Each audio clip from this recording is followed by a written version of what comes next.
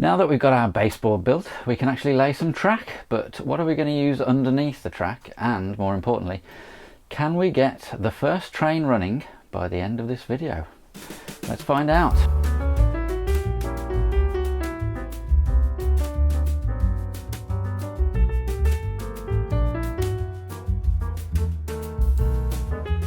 Hello there, welcome back to Simon's Shed and welcome to this third episode in the TT120 layout series.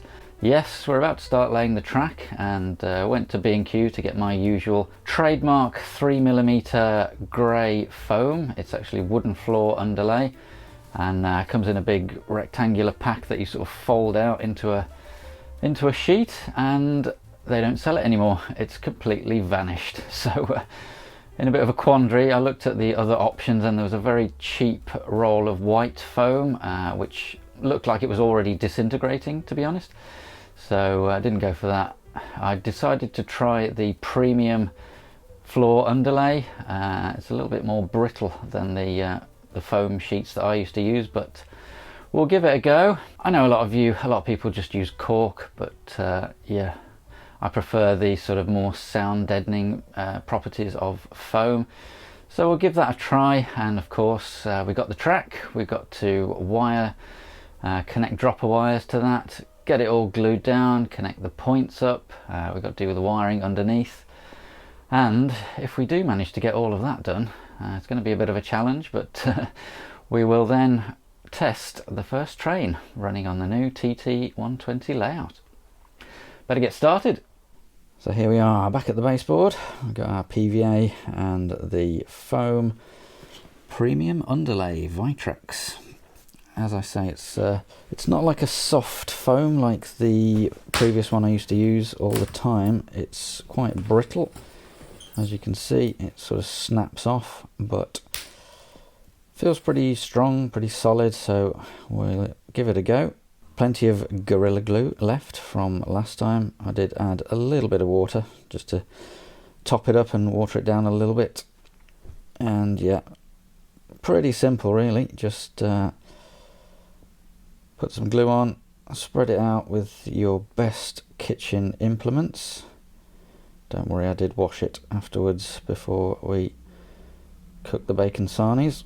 I did a very thorough job of covering every single inch, and then simply line the sheet up, leave the edges long for now, weight it down, and I did this over the course of a week really. I just left each one 24 hours to dry, no particular rush, and then once it was dry, took a scalpel, cut it sort of roughly on the edge, and then once again went over it much more precisely, and actually you do get a really nice edge doing it that way, so I was quite pleased with that.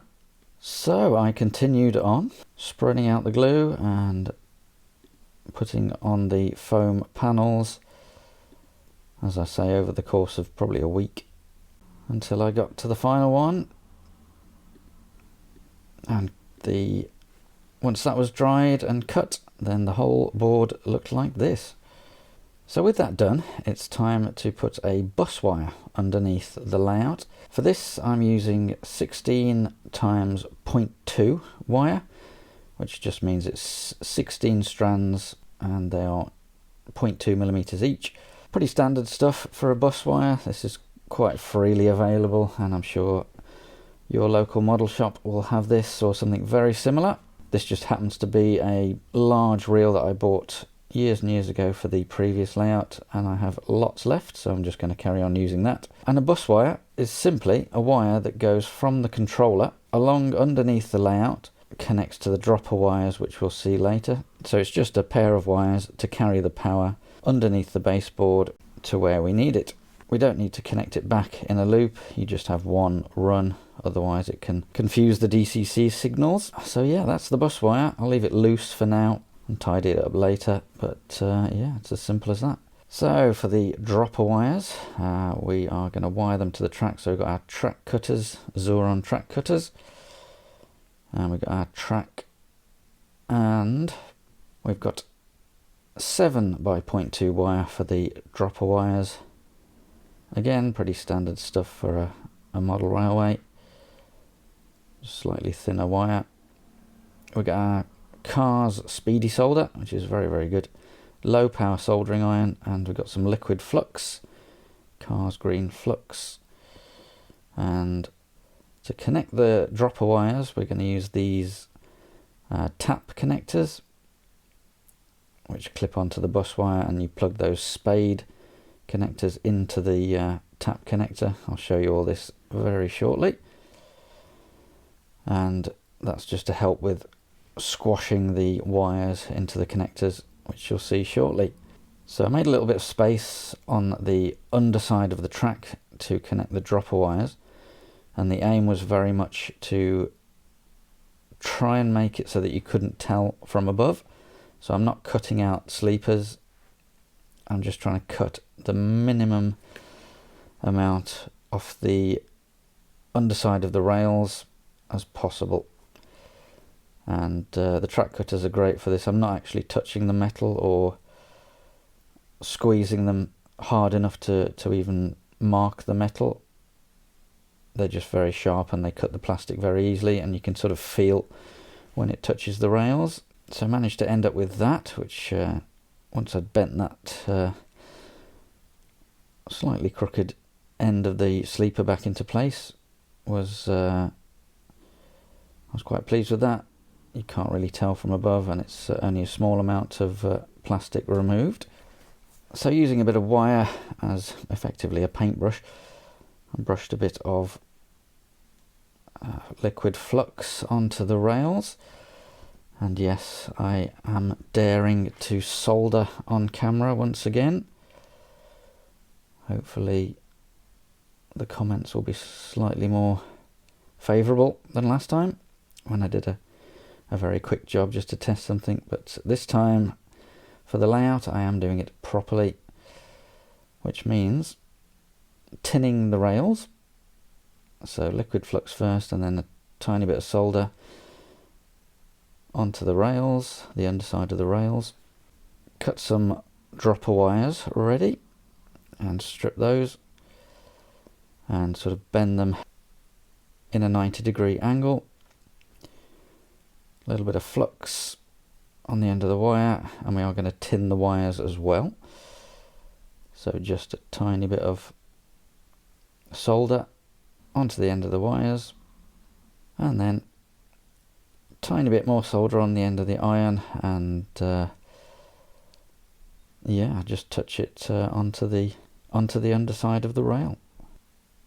And that was the first one I did. I'm sure I can get better, but that's worked out pretty well from above. Once that's ballasted, I don't think you'll tell at all that there's a wire there. I haven't even moved the sleepers. So let's get that first piece of track down onto the baseboard. So I went into Rail Modeler Pro and printed out some of the layout at obviously 1:1 scale, just enough to sort of sense check where the first piece needs to go. And we take the drill a hole for the wires, and just put the wires through. Then we can glue the track down. Now at this point I had actually ordered some track templates off eBay, but unfortunately Royal Mail has let us down, and over a week later, after they were posted by the seller, they've not arrived. So I have a cunning plan and a 3D printer, and I've printed a 12mm by basically as long as I can print, which unfortunately is only about 15-16 centimeters, straight piece of plastic, and I'm using that to straighten out the straight bit. Actually, the straight track template is just as useful as the curves, because if you just get a piece of flexi track and stick it down and then look down it, you'll see that it's not very straight at all. So run it up and down a few times just to get the kinks out, and I had marked the ends of the track where it needed to go, so I'm just putting a bit of an angle so that the track is not parallel with the edges of the baseboard. It just makes it a little bit more interesting, a bit more visually appealing.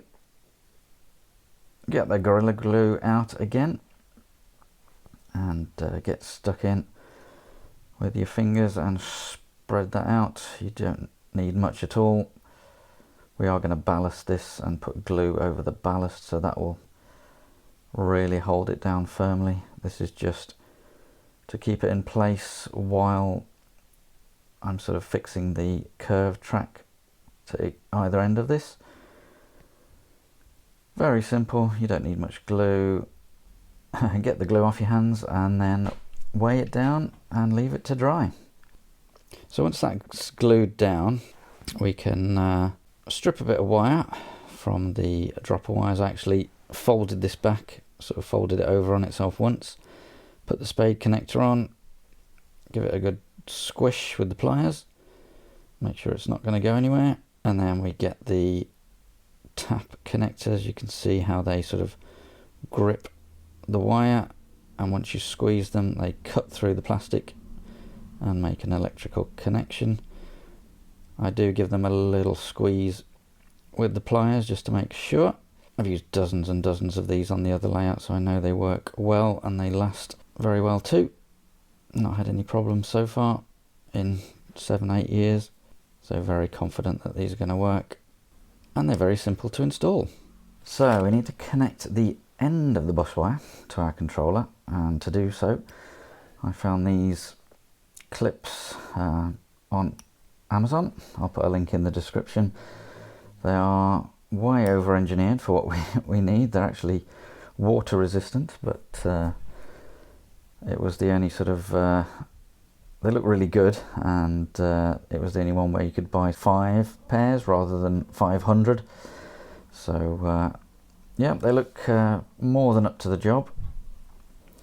So all we need to do is strip a bit of wire back, and you'll notice I've put some heat shrink onto the cables before we started. Just had a bit lying around, so I thought it'd be good to use that. So twist the wires together, paint a bit of liquid flux onto the wire, join the wires with a bit of solder, and that's about it really. Once they're together we can slide the heat shrink over to insulate them, and once those are in place we just use the side of the soldering iron to heat those up.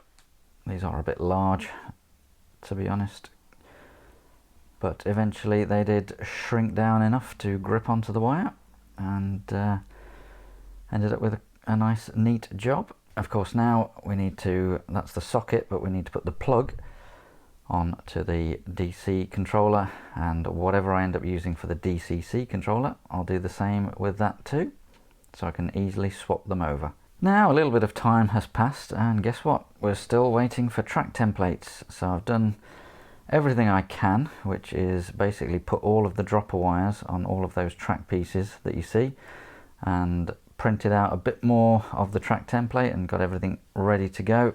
So while I'm waiting, I thought I may as well have a go at a curved track template on the 3D printer too. So that's currently printing, and yeah, as I say, we'll give that a go, and hopefully that will enable me to carry on gluing the track down. Good news, the track template worked, and here it is, just slots in nicely, and this is a 3rd radius curve. So a few tips on doing the curved bits of flexi track. Make sure you slide that track template all the way through, and whether you temporarily screw the other end down or pin it temporarily, or as I'm doing just put some weight on it, you need to get the curve exactly right before you cut the ends of the rails with the track cutters. Otherwise this happens. So that's a straight piece of track with the rails level. Obviously when you curve it, the outside rail's got further to go, so you get a huge movement in the rails. So you need to get the curve in there first before you start snipping off the rails level. Otherwise you'll bend it and they won't be level. So I made a little bit more progress using that track template, and now we're on to the first point. Be very, very careful not to glue the point blades down. So yeah, make sure this is nice and free, and don't put any glue anywhere near that, otherwise you're in a world of pain.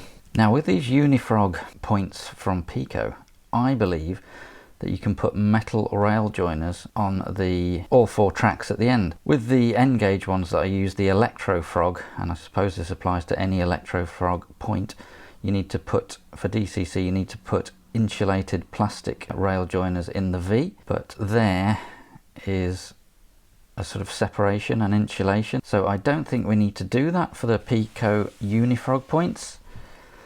If there's a big flashing message on the screen, I've found out otherwise, but if not, then assume that that is correct. So we'll glue the point down.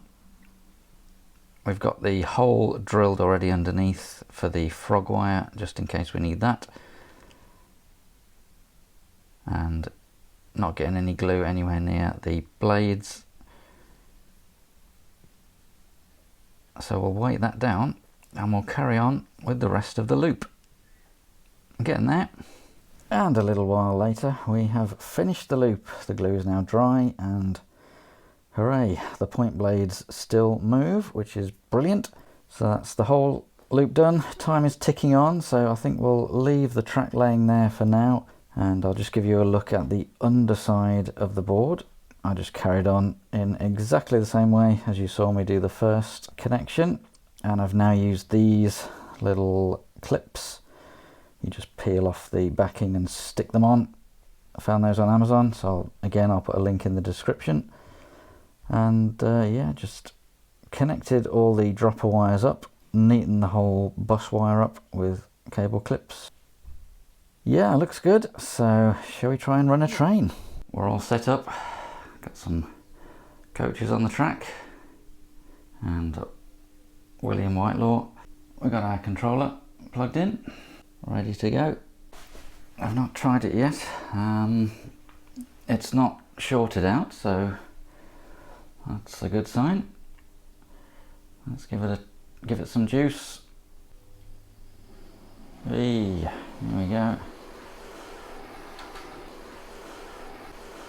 So obviously the siding there is just a temporary bit of track I've stuck on for fun, but we seem to have power to the track.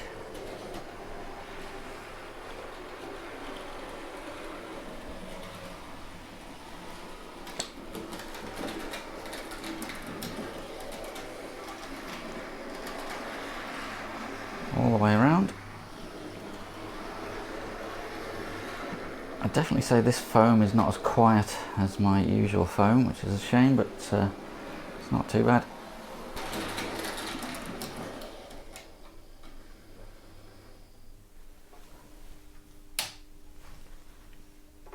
Let's see if she'll go through the point the other way.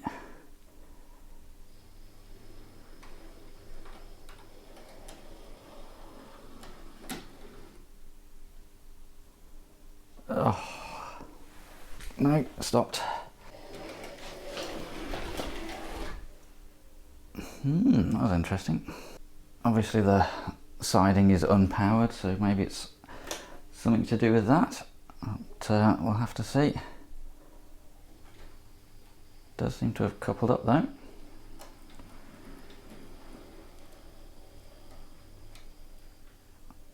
We'll just take it to there. I think I will put the other coach on as well. All right.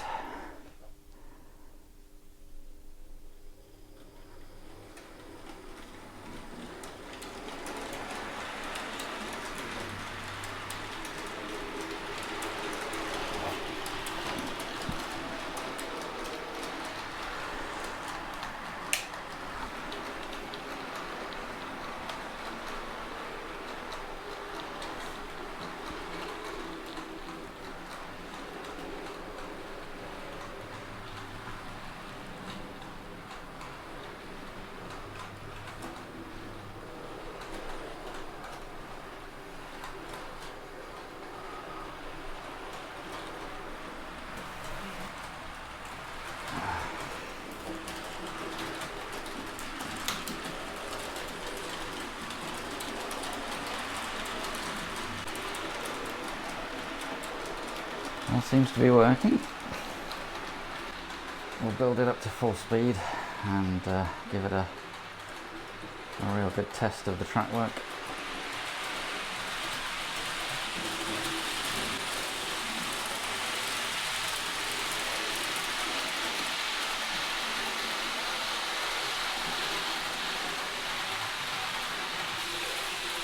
70.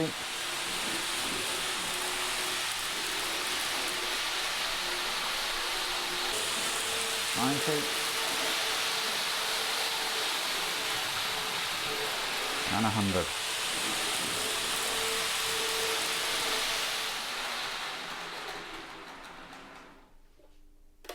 And the real challenge.